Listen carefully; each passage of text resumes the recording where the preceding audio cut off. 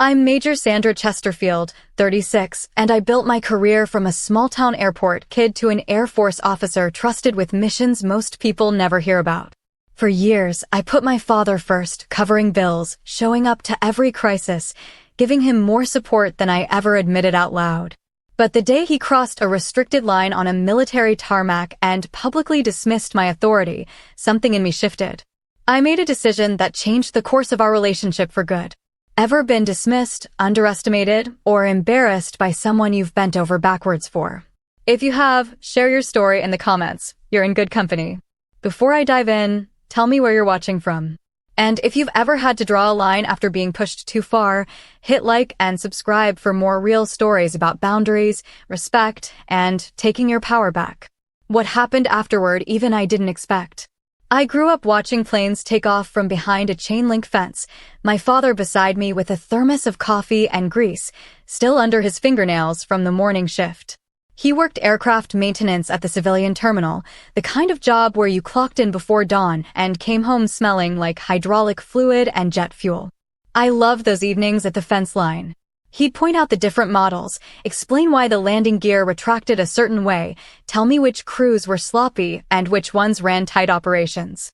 He never flew, never wore a uniform, but he respected the machinery and the discipline behind it more than anyone I ever met.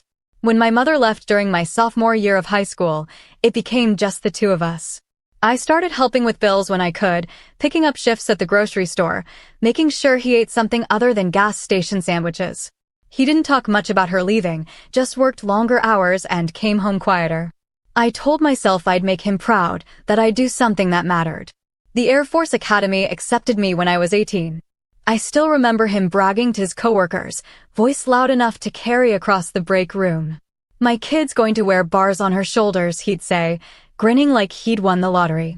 The day I got commissioned as a second lieutenant, he sat in the audience with his good shirt on, the one he saved for funerals and weddings. When they pinned the gold bar on my uniform, I looked out and saw him wiping his eyes. Later he claimed it was just dust, but his voice cracked when he said it. I worked logistics and operations, the kind of assignments where you lived in spreadsheets and flight manifests, coordinating cargo movements and making sure aircraft got where they needed to be with the fuel and parts to keep them flying. It wasn't glamorous, but it was essential. I made first lieutenant 2 years later, then captain by my late 20s. My father called after every promotion, pride thick in his voice, asking when he could see the new rank insignia. I kept showing up for him. When he had surgery on his rotator cuff, I took leave and drove him to every appointment. When he got laid off during a contract dispute, I helped cover his rent for 3 months until he found another maintenance job. When his insurance wouldn't pay for a procedure he needed, I made up the difference from my officer pay. It wasn't a burden. He was my father. He'd raised me with structure and standards, taught me to show up early and do the work right. I owed him. But something started shifting as my career progressed. The pride he felt began to curdle into something else, something I didn't recognize at first. He'd make small comments during our phone calls, little jabs wrapped in humor. "You think you're too important to call your old man now?" he'd say when I missed a Sunday check-in because of a duty weekend. Or he'd dismiss my work entirely. "It's just paperwork, right? How hard can it be?" I tried not to take it personally. I reminded myself he was getting older, that he'd spent his whole life on the outside of the world I now moved through. Maybe he just wanted to feel relevant. He started asking for favors I couldn't give. Base access for his friends who wanted to see the flight line. Special tours of hangars where active aircraft were staged. VIP treatment for events he had no clearance to attend. When I explained the regulations, the security protocols, the liability issues, he'd get defensive. "You're too by the book now," he'd say, voice tight. "You've forgotten where you came from." He joined a local veterans group, guys who'd served decades ago and now spent their afternoons at the VFW talking about how soft the military had gotten. They told him officers were pampered, that the real work happened on the enlisted side, that anyone with a degree and decent test scores could get a commission. He started repeating their talking points. "You push emails," he said once, voice flat. I broke my back on the ramp. It stung more than I wanted to admit. I deployed twice, managed operations in environments where one mistake could cost lives, worked 16-hour days coordinating airlift missions that kept supply lines open. But he didn't see that. He saw someone in an office, someone who'd moved beyond him. He started rewriting history, small revisions at first, then bigger ones. He'd tell people he got me into the academy, that he taught me everything I knew about discipline and aircraft. He'd claim my success as his own, like I was an extension of his career instead of someone who'd built her own. I noticed how he introduced me at gatherings. My daughter, the Air Force officer, he'd say, voice swelling with ownership. Not pride. Ownership. I tried to be patient. I reminded myself that parents sometimes struggled when their children surpassed them, that his identity had been built on being the one who knew about planes, about the right way to do things. Now I was the one with authority, with access, with a career that opened doors he'd only ever watched from the outside. But the disrespect grew sharper. He dismissed my responsibilities, downplayed my achievements, made it clear he thought my rank was something given, not earned. And slowly, painfully, I started to realize that he loved the idea of my career more than he respected the reality of it. He loved telling people his daughter was an officer. He just didn't like that I had become someone he couldn't control. The breaking point came during a base family day, an event designed to let service members show their loved ones a controlled glimpse of military life. I was a captain by then, supervising a logistics team of 15 airmen, responsible for coordinating operations that kept cargo moving across 3 time zones. I'd invited my father, hoping it might rebuild some of the connection that had frayed over the past few years. Maybe if he saw what I actually did, saw the people who depended on me, he'd understand. The day started well enough. I gave him a tour of the operations center, introduced him to my team, let him sit in on a brief where we walked through the week's airlift schedule. He nodded along, asked a few questions, seemed genuinely interested. For a moment, I thought maybe we'd turned a corner. Then we walked outside toward the static display area, where families could get close to aircraft that had been positioned for photos and demonstrations. The flight line beyond was clearly marked as restricted, red cones and signage indicating that only authorized personnel could cross. My father saw the boundary and kept walking. I called after him. "Dad, you need to stay on this side." He waved me off without turning around. "I just want a closer look." Security noticed immediately. 2 airmen moved to intercept, polite but firm. "Sir, this area is restricted. You'll need to step back behind the line." My father stopped, turned, and his face flushed red. "Do you know who my daughter is?" he said, voice rising. "She's a captain. She outranks both of you." I felt my stomach drop. My team was 10 feet away, watching. Other families had turned to see what the commotion was about. I stepped forward quickly, trying to de-escalate before it became a scene. "Dad, they're doing their job. Let's just step back and He cut me off. "Tell them who you are," he said, eyes locked on mine. "Tell them you're in charge here." I kept my voice calm, professional. The rules apply to everyone, including me. His expression shifted, something between disbelief and anger. "You're really going to let them talk to me like this?" The security airmen looked uncomfortable but held their ground. I could see my senior master sergeant watching from the operations tent, assessing whether she needed to intervene. I pulled my father aside, away from the crowd, trying to handle it privately. "You can't just walk onto a restricted flight line," I said quietly. "It doesn't matter whose family you are. Those rules keep people safe." He stared at me like I'd betrayed him. "You should have told them to back off. You should have made this easier." I felt something crack inside me, something that had been bending for years. I don't make things easier by ignoring regulations. That's not how this works. His voice dropped, but the anger sharpened. "You've changed," he said. "You've forgotten what matters." Then, loud enough for the airmen nearby to hear, he added, "You're a disappointment." The words hung in the air. I saw my team exchange glances, saw the families pretending not to listen. I felt the heat rise in my face, the humiliation of being dressed down by my own father in front of people I led. But I didn't respond. I didn't defend myself, didn't argue.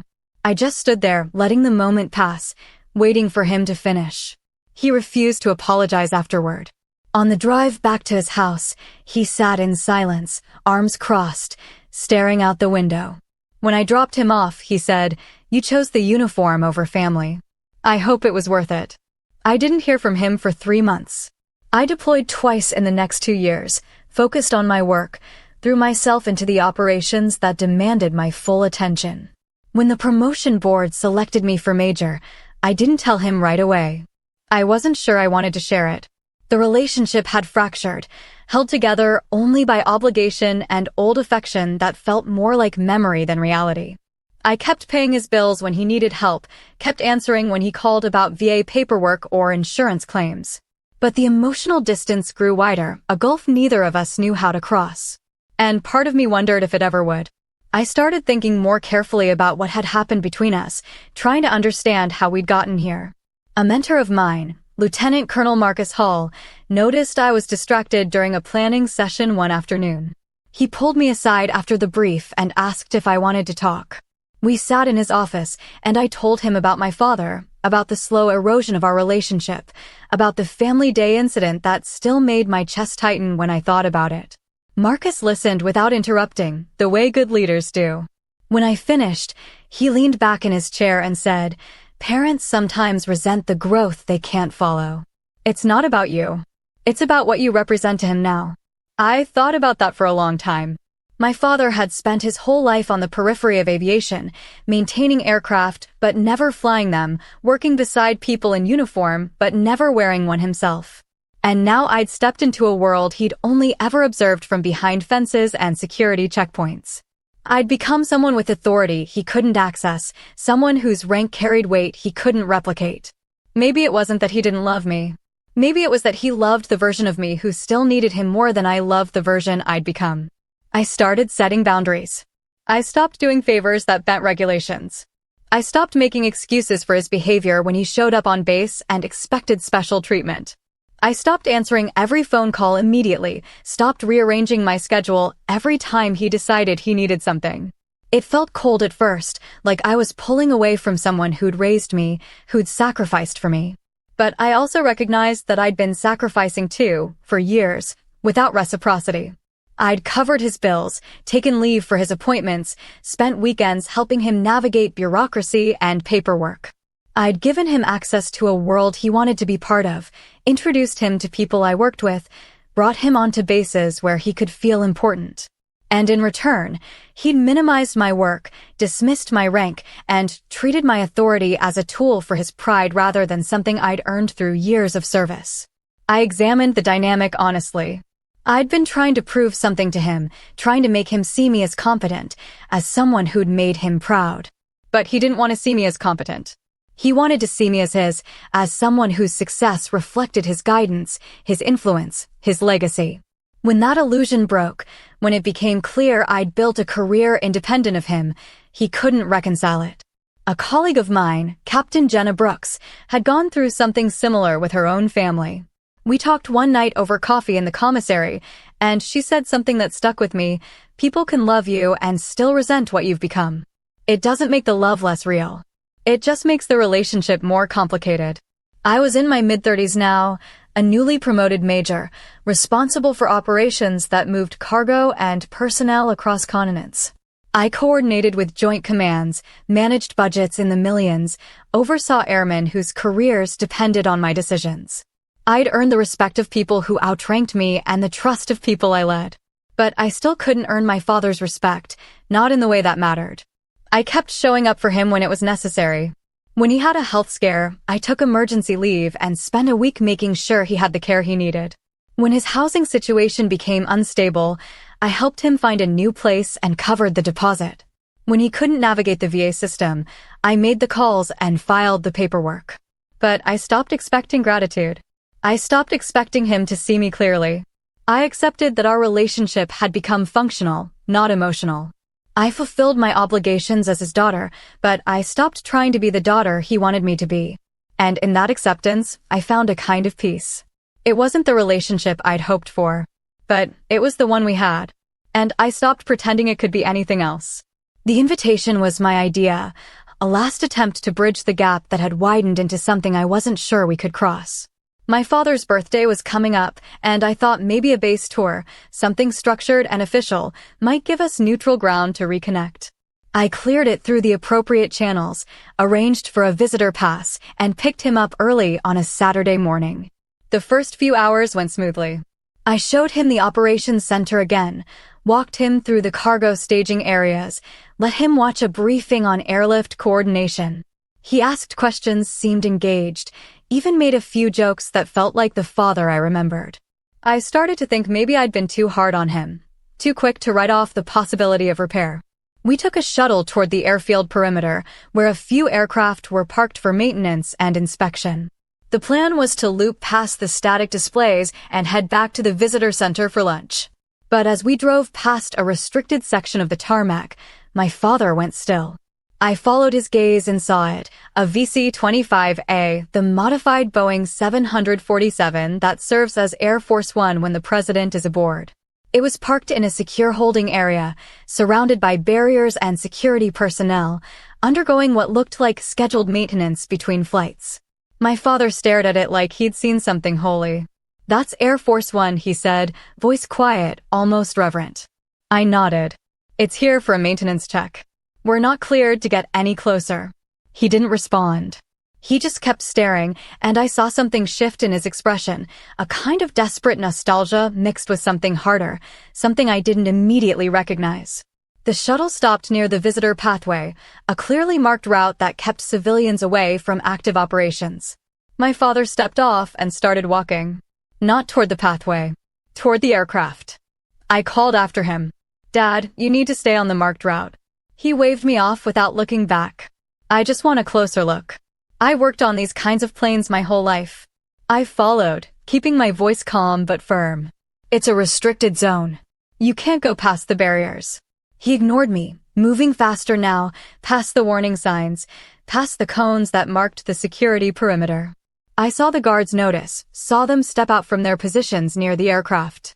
My father was still walking, heading straight for the fuselage, like he had every right to be there. I moved to intercept, but he turned and snapped at me. "Relax. I just want a picture. I brought you here, remember? I'm the reason you even know what these planes are." The guards were closer now, hands near their sidearms, eyes locked on my father. I saw the moment he realized how serious this was, saw the fear flash across his face. And then he yelled, voice cracking with panic. "That's Air Force One. They'll shoot you. Come back." But the guards weren't aiming at me. They'd already scanned my badge, seen my uniform, recognized the clearance level that gave me access to areas my father couldn't imagine. One of them spoke into his radio, and a moment later, the access stairs at the rear of the aircraft began to lower. I stood frozen, disbelief washing over me, as the pilot appeared at the top of the stairs. He was a lieutenant colonel, probably close to my age, and he gave me a crisp salute. "Ready for takeoff, ma'am." The moment felt surreal, like something out of a dream I couldn't quite wake from.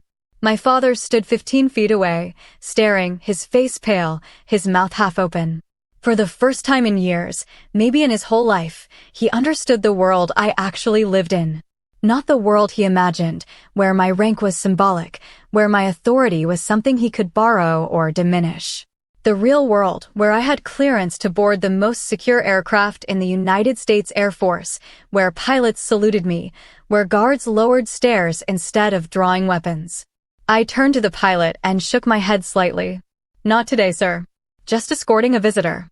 He nodded, professional, and the stairs retracted. The guards stepped back, but they kept watching my father, waiting to see what I'd do. I walked over to him slowly, and he looked at me like he was seeing me for the first time. "I didn't know," he said, voice barely above a whisper. I didn't say anything. I just gestured toward the shuttle, and he followed, silent and shaken, the fight gone out of him completely. The security team escorted my father back to the safe zone for questioning, standard procedure for anyone who breached a restricted perimeter. I stood nearby but didn't intervene. I didn't soften the consequences, didn't pull rank to make it easier. I let the system work the way it was designed to work. For once, I didn't shield him.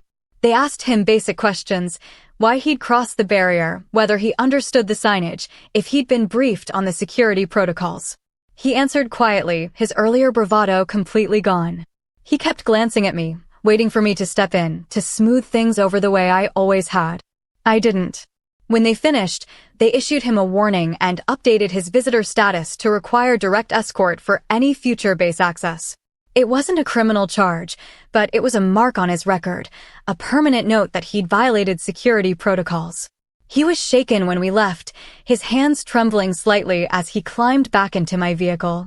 On the drive back, he tried to laugh it off. "That was something, huh?" Got a little carried away. His voice cracked halfway through, betraying the fear still coursing through him. I didn't coddle him. I kept my eyes on the road and said, "You crossed into a restricted area around the most secure aircraft in the Air Force. You're lucky they recognized my clearance, or that situation could have ended very differently." He went quiet. We drove the rest of the way in silence. When I dropped him at his house, he hesitated before getting out. "I didn't know it was that serious," he said. I looked at him directly. "You've never taken any of this seriously. That's the problem." He flinched, but didn't argue. Over the next few weeks, something shifted. He called less often, and when he did, his tone was different. Quieter. More careful. He asked about my work, actually listened to the answers, didn't interrupt with stories about his own experience or dismissive comments about paperwork and emails. He started asking questions respectfully, like he was trying to understand rather than compete. His veteran friends apparently heard a sanitized version of the Tarmac incident, enough to know he'd crossed a line and gotten himself in trouble. He stopped bragging about me at their gatherings, stopped trying to claim my achievements as reflections of his guidance. The entitlement that had colored every interaction for years began to fade. One evening, he called and said, "I've been thinking about what happened. About a lot of things, really." I waited, letting him find the words. "I didn't see you clearly," he said. "I thought I did, but I didn't. I thought your rank was just a title, something that looked good but didn't mean much. I didn't understand the weight of it. The responsibility. What you actually do every day." I didn't fill the silence. I let him sit with it. "I was proud of you," he continued, "but I was proud of the wrong things. I liked telling people you were an officer. I liked the idea of it. But I didn't respect what it actually meant. And I'm sorry for that." It wasn't a perfect apology. It didn't undo years of dismissiveness and boundary violations. But it was sincere, and that mattered. "I appreciate you saying that," I told him. "It means something." The transformation wasn't immediate or complete. Old habits surfaced occasionally, moments where he started to slip back into entitlement or resentment. But he caught himself more often now, corrected course, asked instead of demanded. He started treating me with something that felt like reverence, not because of the uniform, but because he'd finally seen the person wearing it. He'd underestimated me for years, minimized my work, competed with my success. And it took a moment of real consequence, a confrontation with the reality of my authority, for him to understand what he'd been dismissing. I didn't gloat. I didn't remind him of all the times he'd been wrong. I just accepted the change and moved forward, cautiously hopeful that maybe we could build something better than what we'd had. I didn't rush to forgive, and I didn't pretend the past hadn't happened. Trust, once broken, doesn't rebuild itself just because someone apologizes. It requires consistent action over time, proof that the change is real and not just a temporary reaction to being embarrassed.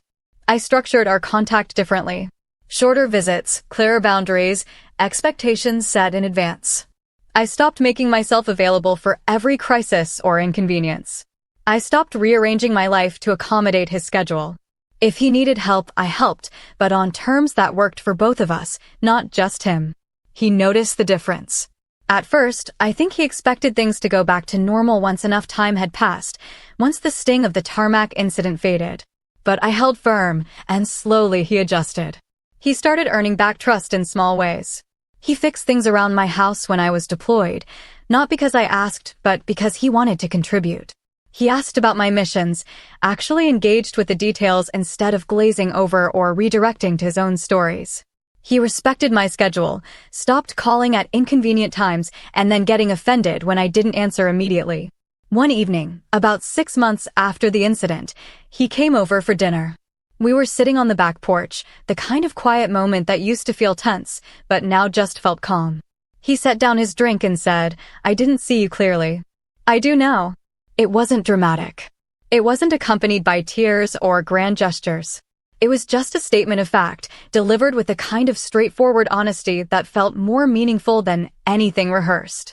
I accepted the apology without romanticizing it. I didn't tell him everything was fine, that we were back to the way things used to be. Because we weren't, and we wouldn't be. But we could be something different, something more honest. Our relationship became simpler. We talked about practical things, shared updates on our lives, spent time together without the weight of unspoken resentment hanging over every interaction. He stopped trying to claim ownership of my success and started treating it as something separate from him, something I'd built on my own. He stopped expecting special treatment because of our relationship and started understanding that my rank came with responsibilities that didn't bend for family convenience. I let him back into my life, but on new terms. I didn't need him to be perfect. I just needed him to be honest, to respect the boundaries I'd set, to treat me like an adult with my own authority instead of an extension of his identity. And slowly, carefully, he learned how to do that.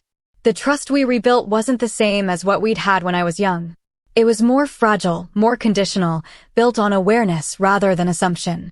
But it was real, and it was enough. Years passed, and the rhythms of military life continued. I performed at a high level, managed complex operations, earned the respect of commanders and subordinates alike. The promotion board selected me for lieutenant colonel, and this time I told my father. His response was simple: "You earned that." No claims of credit, no stories about how he'd prepared me for this. Just acknowledgement. He aged, as people do, but something else happened too. He softened. The hard edges of entitlement and resentment that had defined him for so long began to smooth out. It was like watching someone go through a second adolescence in reverse, shedding the insecurity and defensiveness that had calcified over decades. He became what I'd always needed him to be, a quiet supporter. Someone who understood my world without needing to own a piece of it. He stopped showing up on base expecting access or favors. He stopped trying to impress his friends with stories about his daughter, the officer. He stopped treating my rank as something that reflected on him. Instead, he just listened. He asked good questions. He told me he was proud in ways that felt genuine instead of performative. The Tarmac incident became a marker between us, something we didn't joke about but both remembered. It represented the moment when illusion shattered and reality took its place, when he finally understood that my authority wasn't symbolic or borrowed. It was earned through years of service, through deployments and decisions, and the weight of responsibility I carried every day. I reflected on what I'd learned through all of it. Boundaries, enforced calmly and consistently, can save relationships. They create space for honesty instead of resentment, for respect instead of obligation. I'd spent years trying to be the daughter he wanted, trying to make him proud while also trying to prove I deserved the rank I wore. I'd let his opinions carry too much weight, let his approval matter too much. When I stopped doing that, when I started living according to my own standards instead of his expectations, the relationship became healthier. I also recognized the difference between being a child trying to impress a parent and being an adult who commands aircraft, airmen, and national assets. That shift in self-perception changed everything. I didn't need his validation anymore. I had the validation of every superior who'd endorsed my promotions, every subordinate who'd trusted my leadership, every mission I'd completed successfully. His respect was something I wanted, but it wasn't something I required to know my own worth. My father, for his part, seemed to understand that finally. He stopped competing with my success and started celebrating it. He stopped trying to diminish my work and started asking how he could support it. He became someone I could rely on in small ways, someone who showed up when it mattered without demanding recognition. It wasn't a perfect reconciliation. Some damage can't be fully repaired, some trust can't be completely restored. But it was real progress, built on honesty and mutual respect rather than obligation and unspoken resentment. And that was enough. The final lesson, the one that stayed with me through everything, was this: respect doesn't come from shouting warnings on a tarmac. It doesn't come from claiming credit for someone else's achievements. It doesn't come from rank or proximity to power. It comes from finally seeing someone for who they are, not who you need them to be. It comes from acknowledging what they've earned, what they've built, what they've become through their own effort and sacrifice. My father saw me clearly, finally, after years of looking past me or through me or at some version of me that existed only in his imagination. And when he saw me, really saw me, he understood that I'd become someone who commanded respect not because of him, but in spite of the obstacles he'd created. I was Major Sandra Chesterfield, an officer in the United States Air Force, responsible for operations that kept aircraft flying and missions succeeding. I wore the rank I'd earned through 16 years of service, through deployments and decisions and the daily work of leadership. And the quiet satisfaction I carried, the thing that sustained me through every challenge, was knowing that I'd built this myself. The day my father yelled that they'd shoot me, that I needed to come back, he was operating from fear and misunderstanding. He thought I was in danger because he didn't understand the world I lived in. But when those guards lowered the stairs and the pilot saluted, he learned something that changed him forever. Real leaders don't need to shout. Real authority doesn't demand recognition. Real respect is given freely to those who've earned it by people who understand what it represents. And I had earned every bit of mine. 30 years is a long time in anyone's life, but in military service, it's practically a lifetime. I'm 66 now, retired with the rank of Major General, 2 stars that I wore for the final 8 years of my career before I hung up the uniform for good. My father is 94, living in an assisted care facility about 20 minutes from my house, the same house I bought after my last posting at the Pentagon. The place is nice. Nicer than I thought we'd be able to afford before I realized how much I'd saved over 3 decades of deployments and temporary duty assignments where there was nothing to spend money on anyway. He has a small apartment with a kitchenette he barely uses, a recliner positioned in front of a window that overlooks a courtyard where residents sit and feed birds, and walls covered with photographs. Most of them are of aircraft, vintage prints he collected over the years, but there's a whole section dedicated to my career. Not the early photos where he used to brag about me to anyone who'd listen, but the later ones, the ones that meant something different. There's a picture from my promotion to Lieutenant Colonel, both of us standing together, his hand on my shoulder, his expression quiet and proud in a way that felt genuine. There's one from my change of command ceremony when I took over an entire logistics wing, him sitting in the front row in a suit that actually fit, hands folded in his lap, watching with something that looked like awe. And there's my favorite, taken candidly during a retirement ceremony for one of my mentors, Lieutenant Colonel Hall, the man who'd helped me understand what was happening between my father and me all those years ago. In the photo, my father and I are sitting next to each other, both of us laughing at something, the kind of unguarded moment that only happens when people are genuinely comfortable together. I visit him twice a week, more if my schedule allows.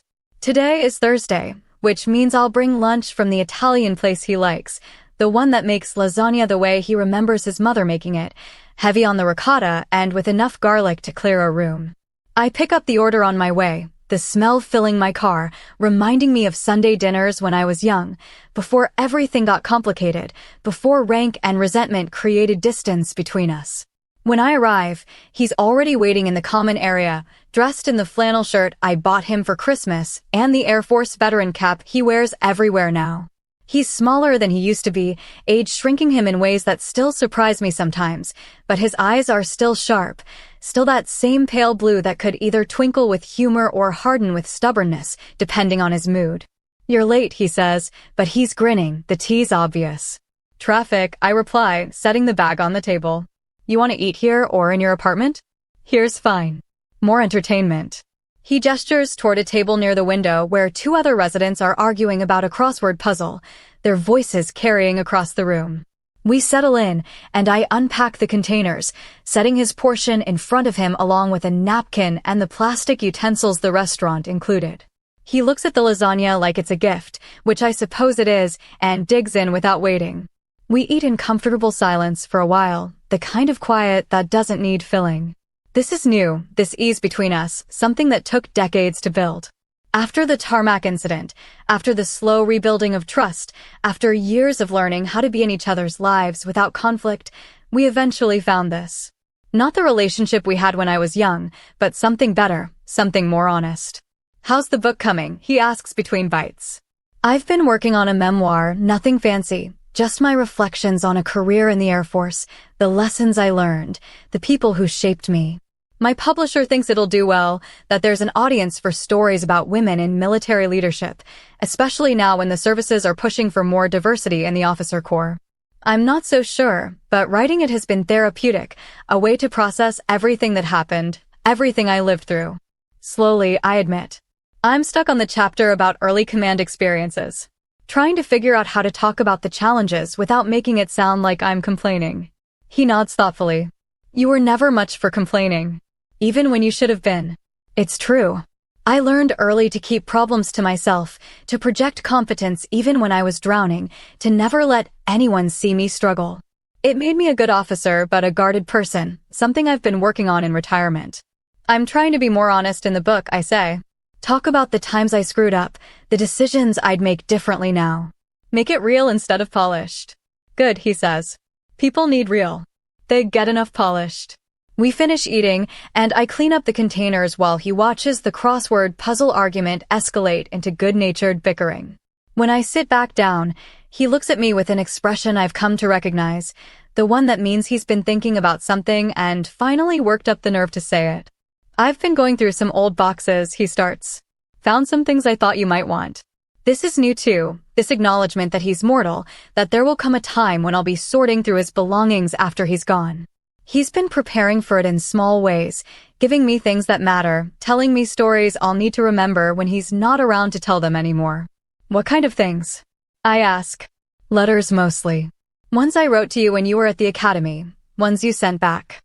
Thought you might want them for the book, or just to have. I feel something tighten in my chest. I remember those letters, the lifeline we maintained during my first years away from home. His were full of advice and updates about his work, awkward attempts to stay connected across a distance he didn't quite understand. Mine were full of details about classes and training, my attempts to share a world he wasn't part of but desperately wanted to understand. I'd like that, I say quietly. He nods, satisfied. There's something else too. Something I've been meaning to give you for a long time. He reaches into his pocket and pulls out a small box, the kind that might hold a piece of jewelry. He slides it across the table, and I open it carefully. Inside is a pin, old and tarnished, the kind aircraft maintenance crews used to wear decades ago. It has wings and a wrench crossed beneath them, a symbol of the work he did for 35 years. That was my first crew pin, he says. Got it when I finished my certification, back before you were born. I've kept it all these years, thought maybe you'd want it now. I pick it up carefully, feeling the weight of it, the history embedded in the metal. Dad, this is yours. You should keep it. He shakes his head. I want you to have it. You're the one who flew, who made it mean something. I just fixed the planes. You commanded them. It's a small moment, but it carries the weight of everything we've been through. This man who once resented my success, who competed with my achievements, who couldn't understand the world I'd entered, is now freely giving me the symbol of his own legacy, acknowledging that mine surpassed his in ways he's finally at peace with. Thank you, I say, and I mean it for more than just the pin. We sit together for another hour, talking about small things, easy things. He tells me about the new resident who moved in last week, a former Marine who served in Vietnam and has strong opinions about everything. I tell him about my garden, the tomatoes that are finally ripening, the squirrels that keep raiding my bird feeders. It's mundane and perfect, the kind of conversation we never could have had when I was younger, when every interaction was loaded with unspoken tension and unmet expectations. When I get ready to leave, he walks me to the door, moving slowly but steadily, refusing the cane his doctor says he should use. Same time next week, he asks. Same time, I confirm. He hugs me, something he does now without awkwardness, without the stiffness that used to make physical affection feel obligatory. I'm proud of you, he says, voice quiet but steady. I know I didn't always show it the right way, but I am. I always was. I know, Dad. And I do. I understand now that his pride was always there, just tangled up with fear and insecurity and the limitations of his own emotional vocabulary. It took him decades to learn how to express it in ways that didn't hurt, but he got there eventually. We both did. The drive home takes me through the part of town where I grew up, past the old airport where my father used to work. The facility has been renovated since then, expanded and modernized, but I can still see the fence line where we used to sit together, watching planes take off into pink-streaked sunsets. I pull over for a moment, park along the side of the road, and just look. It's strange how places hold memory, how a stretch of chain-link fence can contain an entire relationship's worth of meaning. That fence represented everything my father loved and everything he couldn't have. He worked on the other side of it, kept aircraft running, ensured safety protocols were followed, but he never got to experience what it felt like to board those planes, to command them, to move through the world with the authority he spent his life supporting from the ground. When I crossed that fence, metaphorically speaking, when I entered a world he could only observe, it broke something in him. He couldn't reconcile the daughter who used to sit beside him, asking questions and absorbing his knowledge, with the officer who outranked people he saw as authority figures, who had access to spaces he'd never enter, who'd built a career that dwarfed his own in scope and recognition. It took the Tarmac incident, that moment of raw confrontation with reality, for him to finally understand. And it took years after that for him to accept it, to make peace with it, to transform his pride from something possessive into something generous. I think about the pin in my pocket, the small piece of metal that represents his life's work, now passed to me as a symbol of continuity rather than competition. It means more to me than any medal I've earned, any promotion I've received. It means he finally sees me clearly and isn't threatened by what he sees. My phone buzzes with a text from my daughter, Alexis, asking if I'm still coming to dinner on Sunday. She's 32, a civilian software engineer with no interest in military service, living in Seattle with her husband and my 2 grandchildren. I text back confirmation, add a heart emoji that she'll probably tease me about later, and pull back onto the road. Alexis never knew the complicated version of her grandfather. By the time she was old enough to form memories, he'd already transformed into the gentle, supportive man he is now. She grew up with bedtime stories about the planes he used to fix, with a grandfather who attended every school play and soccer game, who taught her to ride a bike and never once made her feel like she needed to prove anything. Sometimes I envy her that uncomplicated relationship. But mostly I'm grateful she got to know him at his best, that she didn't have to navigate the minefield I did, that the lessons he learned from our struggles meant her experience could be different. That's the thing about transformation. It's not just for the people who change. It ripples outward, affects everyone in proximity, creates new possibilities for relationships that might have repeated the same painful patterns. My father broke a cycle with me, and in doing so, he gave Alexis something I never had, a grandfather who celebrated her achievements without needing to own them, who supported her choices without trying to control them, who loved her without conditions or complications. When I get home, I find myself pulling out old photo albums, something I don't do often but feel compelled to do now. I flip through images of my career, commissioning ceremony, first duty station, deployment photos from places I'm still not supposed to talk about in detail, promotion ceremonies that marked milestones I wasn't always sure I'd reach.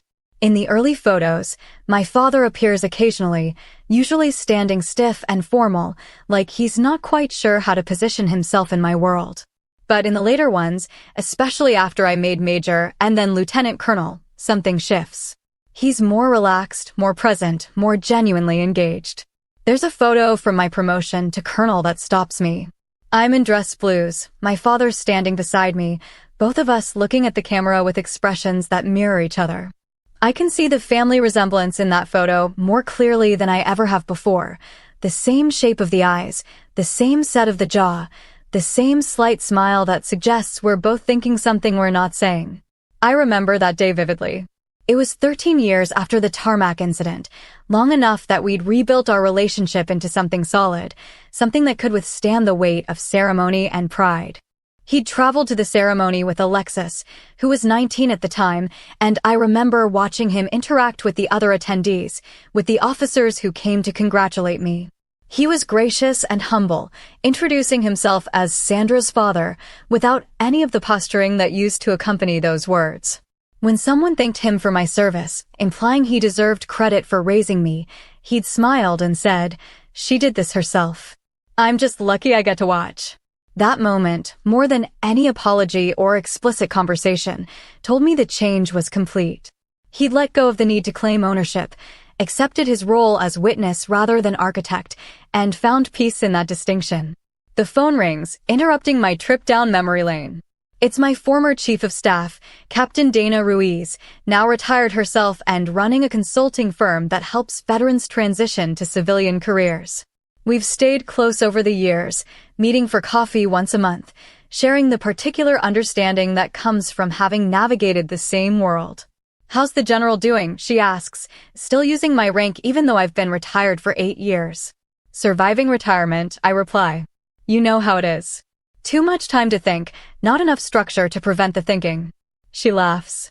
"That's why I started the business. Couldn't stand sitting still." "Listen, I'm calling because we're putting together a panel for a leadership conference next month, specifically about mentorship and family dynamics in military service. Thought you might be interested in participating." I hesitate. I've done a few of these over the years, usually talking about logistics management or joint operations, topics that feel safe and professional. But family dynamics hits closer to home, requires a level of vulnerability I'm not always comfortable with in public settings. "What would you want me to talk about?" I ask. "Your experience," Dana says simply. "How you navigated having a complicated relationship with your father while building a career. How you set boundaries. How you transformed that relationship over time." I think a lot of service members struggle with this, especially women, and they need to hear from someone who's been through it. I think about the book I'm writing, the chapter I'm stuck on, the question of how honest to be. Maybe this is an opportunity to practice that honesty in a smaller setting, to test whether my story resonates with people or just sounds like self-indulgent reflection. "Okay," I say. "Send me the details." I'll do it. We chat for a few more minutes, catching up on mutual friends and trading stories about our respective grandchildren. When we hang up, I feel energized in a way I haven't in months.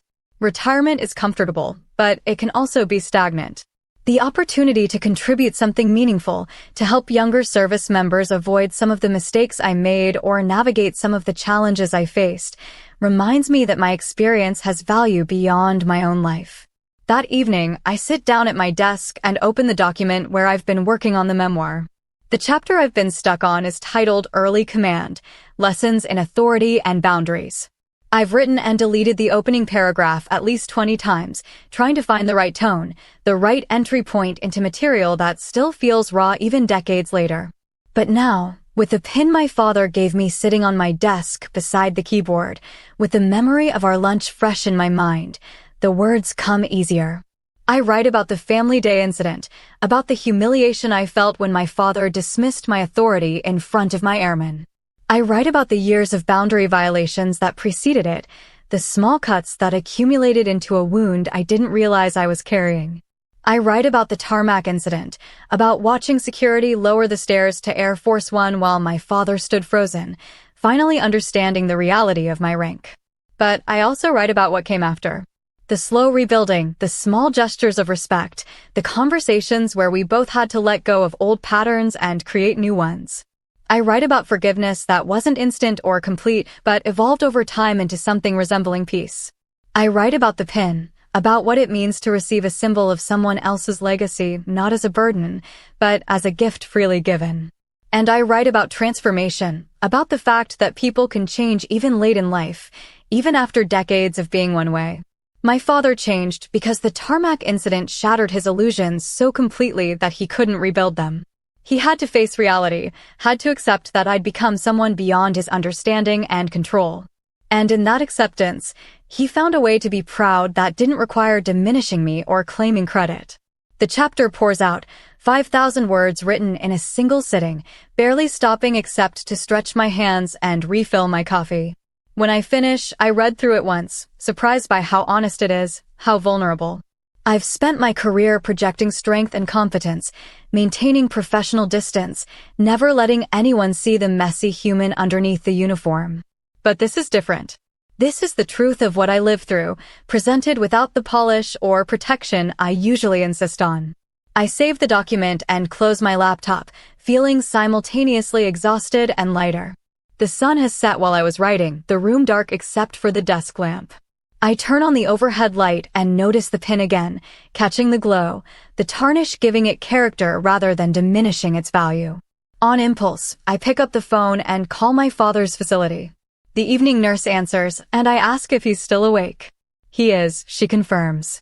Want me to transfer you to his room? Please. There's a pause, some clicking, and then his voice, slightly confused, because I don't usually call this late.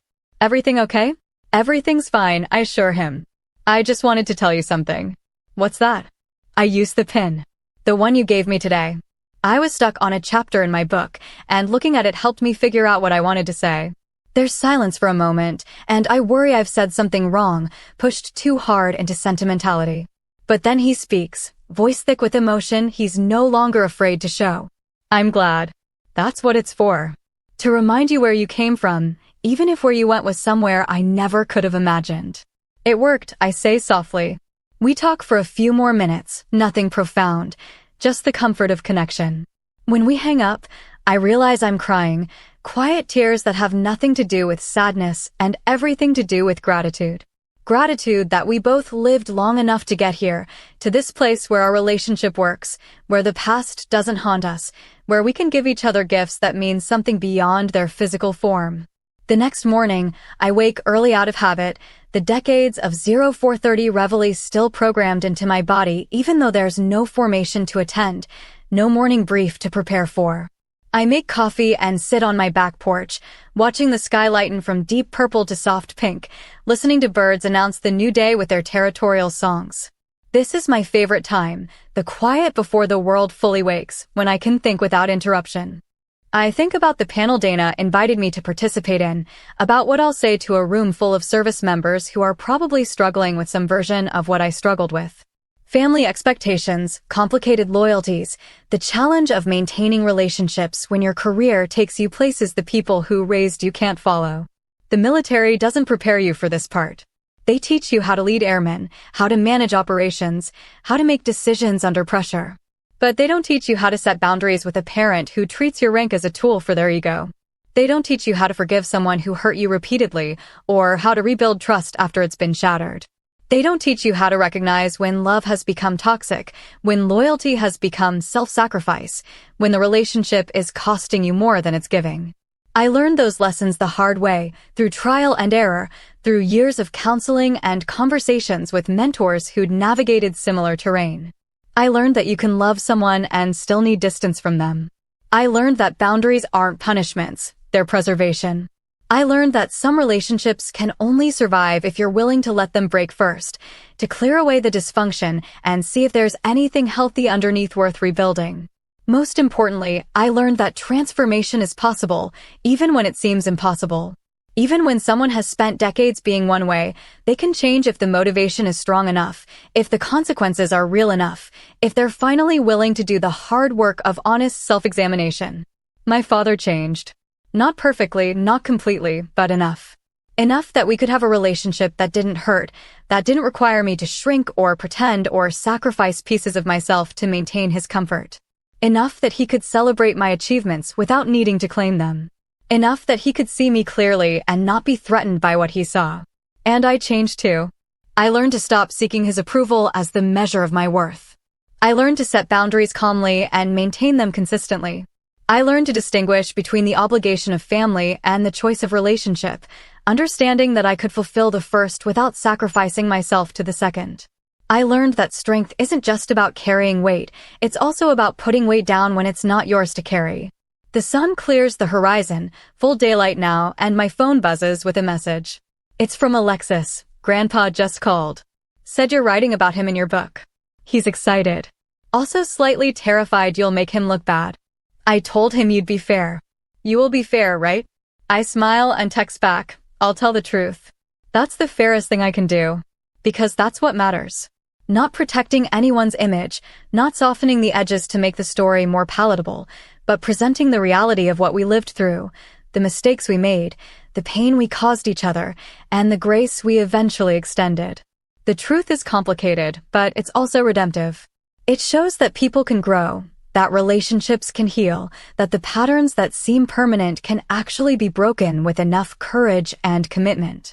The rest of the day passes in comfortable routine. I work in the garden, pulling weeds and staking tomato plants that are threatening to topple under the weight of ripening fruit. I drive to the library and return the stack of books I've been reading, pick up new ones that caught my eye. I stop at the grocery store and buy ingredients for the dinner I'm making on Sunday when Alexis's family visits. Normal, mundane tasks that make up a life. But underneath the routine, I'm thinking about the panel, about my father, about the story I'm telling in my book and the larger story of how we became who we are. We're shaped by the people who raise us, for better and worse. We inherit their values, their fears, their unresolved issues. But we're not bound by those inheritances. We can examine them, keep what serves us, discard what doesn't, transform what remains into something healthier. My father gave me discipline and standards, a respect for aircraft and the people who serve. But he also gave me insecurity masked as pride, competition disguised as love, control presented as care. I kept the first set and worked hard to shed the second. And in doing so, I showed him that there was another way to be, another way to relate, another way to love that didn't require ownership or diminishment. That night, I call Dana back and tell her I'll need about 20 minutes for my portion of the panel. She laughs and says I'll have 15, but she'll see what she can do. We discuss the structure, the other panelists, the questions she's planning to ask. When we hang up, I feel a flutter of nervousness, but also anticipation. This matters. This work of sharing what I've learned, of helping others navigate challenges I struggled through alone, this is the legacy work of late life. The uniform is in my closet now, pressed and preserved, but no longer worn. The rank I spent decades earning is a title I carry, but no longer actively use. But the lessons, the hard-won wisdom, the understanding of leadership and relationships and the complicated dance between them, that's still active, still relevant, still mine to share. Sunday arrives, and with it, my family. Alexis and her husband Marcus pull up with the kids, 7-year-old Emma and 4-year-old Jackson, both of whom explode out of the car with the kinetic energy only small children possess. Emma runs to show me a drawing she made at school, a colorful interpretation of an airplane that she says is like the ones you used to fly, Grandma. I don't correct her that I never actually piloted aircraft, that my career was in logistics and operations. The distinction doesn't matter to a 7-year-old, and honestly, it barely matters to me anymore. What matters is that she's proud, that she sees my career as something worth drawing pictures about, that she's growing up in a world where women in military leadership isn't unusual or surprising. We eat dinner around my dining room table, the one I bought after retirement specifically because it's big enough for family gatherings. The conversation flows easily, jumping from Marcus's work project to Emma's upcoming dance recital to Jackson's newfound obsession with dinosaurs. Alexis catches my eye at one point and smiles, a moment of shared understanding between us. She knows I'm working on the book. She knows I've been processing my relationship with her grandfather. She knows this work is important to me, and she supports it even though it means examining parts of our family history that aren't entirely comfortable.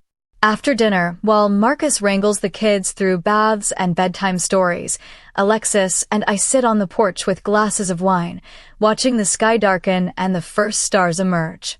He really is excited about the book, she says, picking up the thread from her earlier text. I talked to him yesterday, and he kept asking what I thought you'd say, whether you'd include the story about Air Force One. I'm including everything, I tell her. The good and the bad. The years when we barely spoke and the years when we figured it out. She nods. That's important. People need to know it's not always easy, that sometimes the people you love the most are the hardest to have a relationship with. I look at her, this daughter who turned out so much better than I had any right to expect given how often I was deployed, how frequently I missed events, how much of her childhood happened while I was on the other side of the world. Did I mess you up? I ask, the question emerging before I can stop it. With all the moving, all the times I wasn't there, all the times military obligations came first? She's quiet for a moment, considering. You mess me up in some ways, she admits. I have a weird relationship with goodbyes. I struggle with putting down roots because we moved so much. I sometimes feel guilty asking for help because you always seemed so self-sufficient. I wince, but she's not finished. But you also gave me so much. You showed me what competence looks like, what leadership looks like, what it means to commit to something bigger than yourself. You taught me that women can do anything, be anything, command anything. You set boundaries and expected people to respect them. You didn't tolerate disrespect or diminishment. She reaches over and squeezes my hand. You weren't perfect, Mom. But you were good. And when you made mistakes, you owned them and tried to do better. That's more than a lot of people get. I feel tears prick my eyes for the second time in a week, this late-life softness still surprising me. Thank you, I manage. For what? For turning out so well despite my limitations. For giving me grace I probably didn't deserve. For letting me be your mother even when I wasn't always present. She smiles. You were present in the ways that mattered. And, honestly, watching you and Grandpa work through your stuff taught me a lot about relationships, about how they can heal if both people are willing to do the work. We sit in comfortable silence, sipping wine and listening to the sounds of Marcus trying to convince Jackson that dinosaurs are, in fact, extinct and cannot come to his birthday party. Eventually, Alexis goes inside to help with the bedtime chaos, and I'm left alone with my thoughts and the stars and the quiet satisfaction of knowing that despite everything, despite all the mistakes and missed moments and imperfect choices, somehow we all turned out okay. The panel takes place 3 weeks later in a conference room at a hotel near a major Air Force base. The audience is a mix of active duty and veterans, mostly officers, but with a good representation of senior enlisted. I sit at a table with 3 other panelists, a Marine colonel who navigated being the first in her family to go to college, let alone join the military. An Army lieutenant colonel who had to set boundaries with parents who kept trying to use his rank to resolve their personal disputes, and a Navy captain whose father was also Navy and struggled with his daughter outranking him. Dana moderates, keeping the conversation flowing, asking questions that draw out our experiences without turning it into a therapy session. When it's my turn to speak, I tell a condensed version of my story. I talk about growing up watching planes with my father, about his initial pride when I joined, about how that pride curdled into resentment and entitlement as I advanced in rank. I talk about the Family Day incident, about the moment he dismissed my authority in front of my airmen, and how that became a turning point. And then I talk about the Tarmac incident. The room goes completely silent as I describe my father walking toward Air Force One, the security response, the moment when the stairs lowered and the pilot saluted. I can see recognition in many faces, that specific understanding of what it means when someone finally grasps the reality of your authority. The thing about that moment, I say, is that it wasn't about proving anything to him. I didn't arrange it, didn't plan it. It just happened because I had the clearance and he didn't understand that I actually had the clearance. But it shattered his illusion completely. He couldn't pretend anymore that my rank was symbolic or that his experience working on aircraft somehow equaled my authority to command them. I pause, making sure I have their attention for the next part. But here's what matters more than that moment, what happened after. Because that moment could have just been a humiliation, an end to our relationship. Instead, it became a beginning.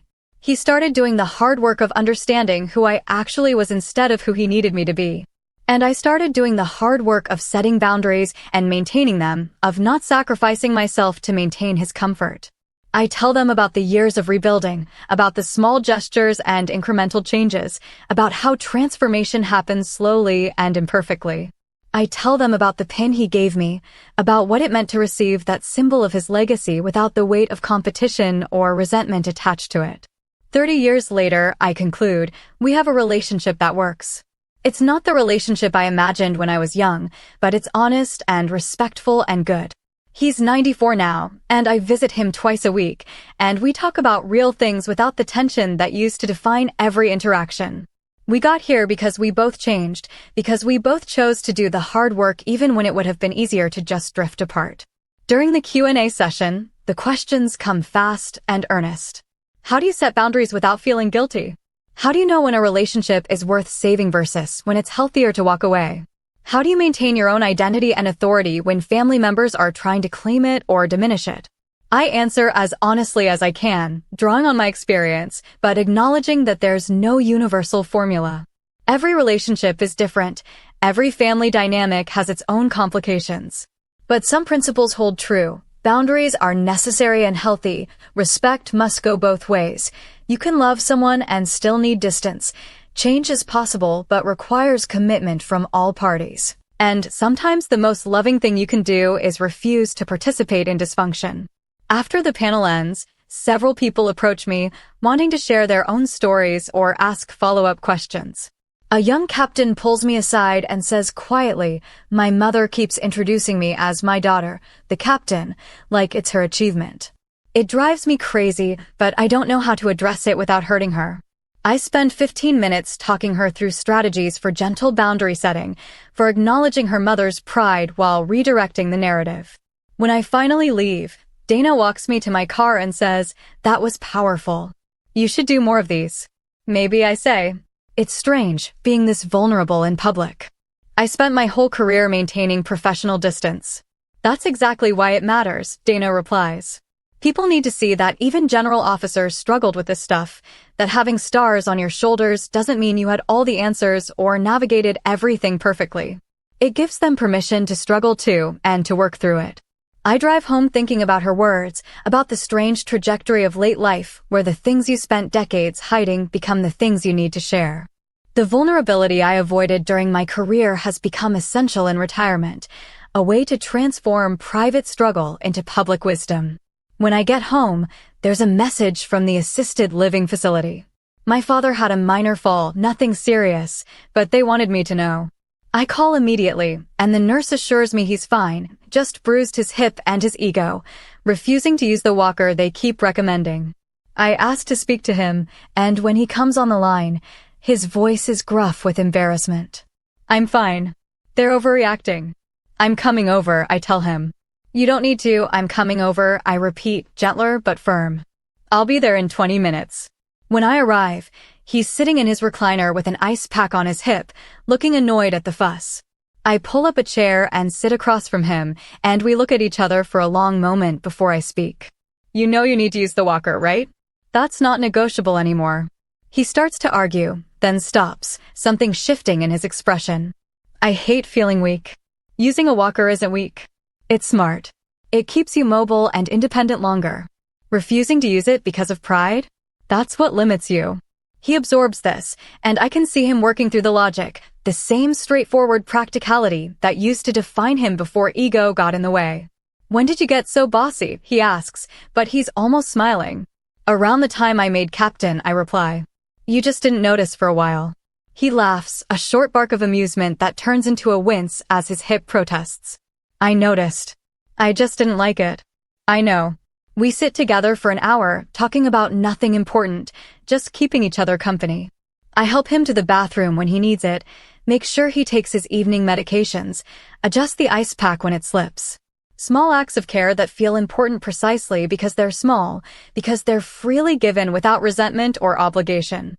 As I'm leaving, he catches my hand. "How'd the panel go?" "The one Dana invited you to. It went well. I talked about us, about the Tarmac incident and everything after." He nods slowly. "You tell them I changed?" "I told them we both changed. That it took work from both of us." "Good," he says. "That's the truth. I don't want people thinking I was some villain you had to overcome. I was just a person who didn't understand and had to learn." That's exactly how I presented it, I assure him. He squeezes my hand once, then lets go. "I'm proud of you. I know I say that a lot now, but I mean it. Not because you're my daughter or because your success makes me look good. I'm proud because you're a good person who did important work and never compromised who you were, even when it would have been easier." I lean down and kiss his forehead. I learned from the best. Eventually. He laughs again, and I leave him there, settling back into his recliner with a remote control and a documentary about World War II aircraft queued up on his television. The drive home feels different, somehow lighter. I think about the arc of our relationship, the long journey from those evenings at the fence line to this moment, decades later, where we've both been humbled and elevated by time and experience and the hard work of honest connection. 30 years after the Tarmac incident, we're not the same people we were. He's smaller, softer, more willing to admit weakness. I'm retired, reflective, more willing to show vulnerability. But we're still here, still showing up for each other, still doing the work of relationship even when it's hard or inconvenient or pushes against old patterns. That night, I add another section to my book, writing about this visit, about the Walker conversation, about the way care flows both directions now. I write about how the relationship we have at the end of life is often more honest than the one we had at the beginning, how stripping away pretense and ego reveals what was always underneath if we were brave enough to look. And I write about gratitude. Gratitude that we both lived long enough to get here. Gratitude that the Tarmac incident happened when it did, providing a catalyst for change before it was too late. Gratitude for every conversation, every visit, every small moment of connection that builds into a life shared, if not always understood. The book is almost finished now. Just a few more chapters, a conclusion that ties together the threads of career and family, authority and love, the particular challenges of being a woman in military leadership while also being a daughter, a mother. A human being with needs and limitations and the desire to be seen clearly by the people who matter most. When it publishes next year, my father will get the first copy. I've already decided. It will sit on his shelf next to the photographs, a record of everything we've been through, everything we've survived, everything we've become. And maybe somewhere, someone else will read it and recognize their own story, their own struggle, their own hope that transformation is possible even when it seems impossible. That connection, that offering of hard-won wisdom to strangers who need it, that's the final act of service. Not wearing the uniform, not commanding airmen, but sharing the truth of what I lived through so others might navigate their own challenges with more grace and less pain than I did. The stars on my shoulders are retired now, packed away in a display case my daughter gave me. But the lessons I learned while earning them, the wisdom gained through struggle and time, and the stubborn refusal to give up on relationships that mattered, that's still active duty. That's the legacy that matters most. And as I sit here, 66 years old, looking back on a life of service and forward to whatever years remain, I feel something close to peace. Not perfect peace. Not the absence of regret or the erasure of past pain. But the peace that comes from knowing you did the work, you showed up, you changed when change was needed, you forgave when forgiveness was possible, and you kept moving forward even when the path wasn't clear. My father and I got 30 more years after the Tarmac incident. 30 years to rebuild, to heal, to create something better than what we had before. Not everyone gets that chance. Not every relationship survives the breaking point. But ours did, and that matters. That's worth celebrating, worth documenting, worth sharing. That's the feel-good ending that took 3 decades to earn. Not a moment of triumph, not a single event that fixed everything, but the slow accumulation of better days, honest conversations, and the choice, made over and over again, to keep showing up for each other despite the complications. That's the real story. That's what I'll leave behind when I'm gone. And that's enough. That day on the tarmac didn't just change my relationship with my father, it changed how I carry myself as a daughter, an officer, and a woman who finally learned to enforce her own boundaries. If you've ever had to step back from someone you love to protect your peace, I'd love to hear how you handled it. Did they respect your line? Did the relationship survive the shift? Or did distance bring you clarity? Drop your story in the comments. Someone out there needs to hear it. And if this resonated with you, make sure to like, subscribe, and share. There are more true stories coming about strength, self-respect, and the moments that shape us. Thanks for listening.